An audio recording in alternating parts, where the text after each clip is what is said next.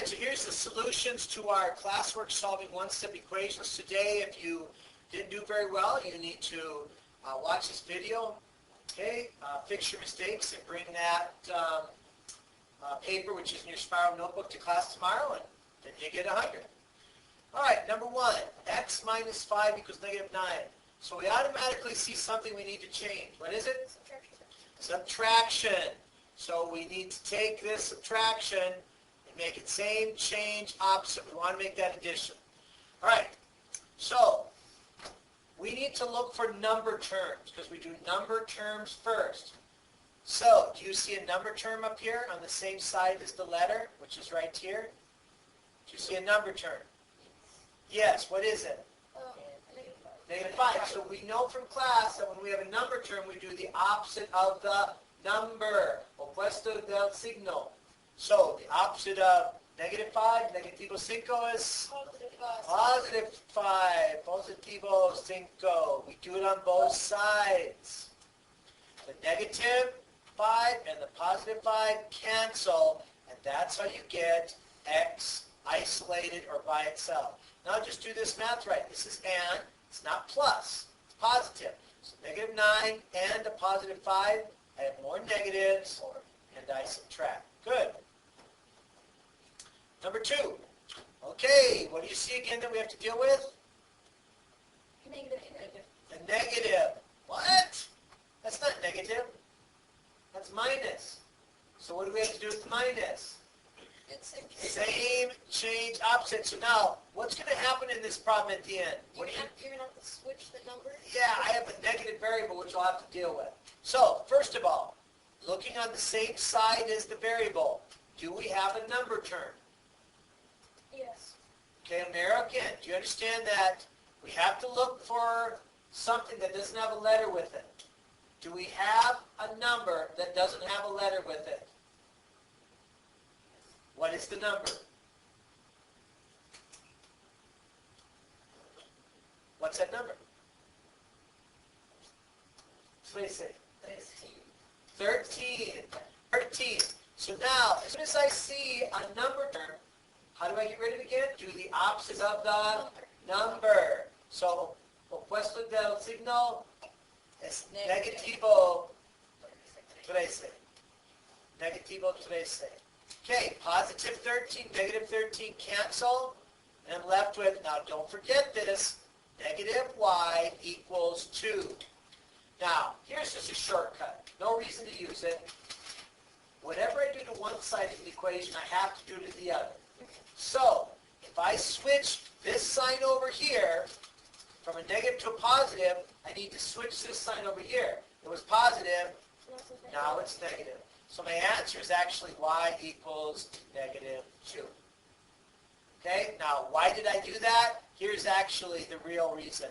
That negative actually has a 1 in front of it, doesn't it? Negative 1. Well, I'm multiplying by negative 1, so what's the opposite? Dividing by negative 1. No. You have multiplying and dividing it, do opposite of the operation. So now look, negative 1 over negative 1 cancels, and what do you see? The y is now by itself. What's a positive divided by a negative? Negative. 2 divided by 1? 2. So same answer. This is just a shortcut. All right, it's all good. Number 3. Do we have a number term or a variable term? Is there a letter there? Yes. So this is a variable term. So we don't do opposite of the number. We do opposite of the operation. What does this fraction bar mean? Dividing. So the opposite is multiplying. Yes, multiplying. So I'm going to multiply. Now, that negative, remember we showed in class? That negative could actually be down here, huh? So multiplying by what? Negativo 3, right? So multiply by negativo 3. So 8 por negativo 3. So negativo 3, negativo 3. Negative 3 over negative 3. Cancel. So I'm left with n equals, okay. So, Homero, all right, positivo por negativo, negativo sign first, signal, sign first. So negative 8 times 3 is 24. Okay, number 4. I got negative. All right. Oh, that's Okay. Is this a number term or a variable term? It's a variable term. It's got a letter in it. So that means I do opposite of the operation. So no opuesto del signo. Correct? So opposite of the operation. So I'm multiplying by what? What am I multiplying by? Negative 4. So the opposite would be dividing divide by negativo 4 divide negativo 4. Okay, I have a negative 4 on top and bottom, so they cancel, right? So I'm left with my x equals, all right, what's a positive divided by a negative? Negative. Now, does 4 go into 18 evenly? No. No, so we have to simplify. So remember we do by 2s, 3s, 5s, 7s, and 11s. Does 2 go into 18? Yes. Does 2 go into 4? Yes. So divide by 2. No. You get 9 over 2. Does 2 go into 9? No. No. Does 3 go into 9? Yes. Does 3 go into 2? All right. Does 5 go into 9? Does 7 go into 9? No. Does 11 go into 9? Then that's done. And we already had the negative, so now just add the fraction part. So negative 9/2. And we leave it there. Don't change it to a decimal or even a mixed number. All right, number 5.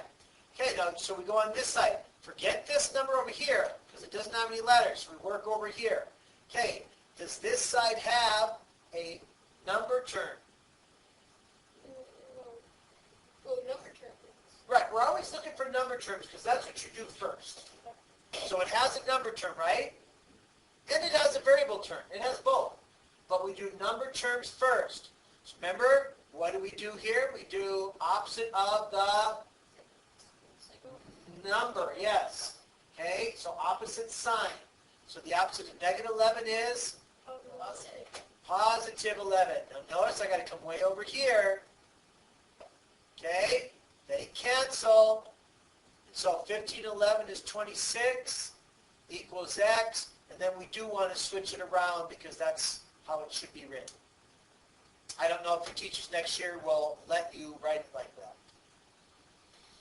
Easy. Okay, number 6. Okay, do we have a number term?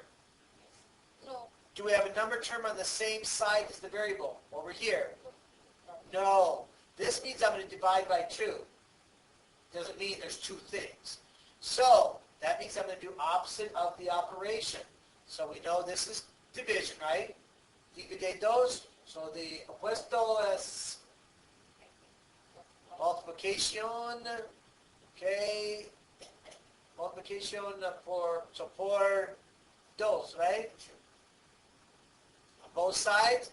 2 on top, 2 on the bottom cancel. And I'm left with A equals 22. Easy stuff. Making sense? Okay, next one. Okay, which side of the equation should we work on? The right side. The right side. Okay, so when I ask again the question, is there a number term, you kind of ignore that there is over here. Is there a number term here? Yeah. No. No. That negative 5 again just means that there's 5 of these. That's what that means. There's 5 negative x's. So again, the negative 5 goes away, doesn't it? All right, so that's a variable term. We do opposite of the Operation. operation. Operation, right? Isn't it? Operation? No. Operation? Well, that's kind of what I said. Say it again. Operación. Operación. Yeah, I was a little off, wasn't I? Operación. So, opposite of multiplying by negative 5. Negativo 5 es... Okay, no. We only do the operation dividing by negative 5. Divide negativo 5. Remember? These numbers have to be exactly the same to cancel. So the 5's cancel and the negatives do. Because what's a negative divided by a negative? Positive. Positive. All right, so then we have, what's a positive divided by negative? Negative. Negative. Okay, will 5 go into 14 evenly? No. Okay, so we got to simplify, right? 2's, 3's, 5's, 7's, and 11's. Does 2 go into 14? Yes. Does 2 go into 5? No. Okay, does 3 go into 14? Does 5 go into 14? Does 7 go into 14? Yes. Does 7 go into 5?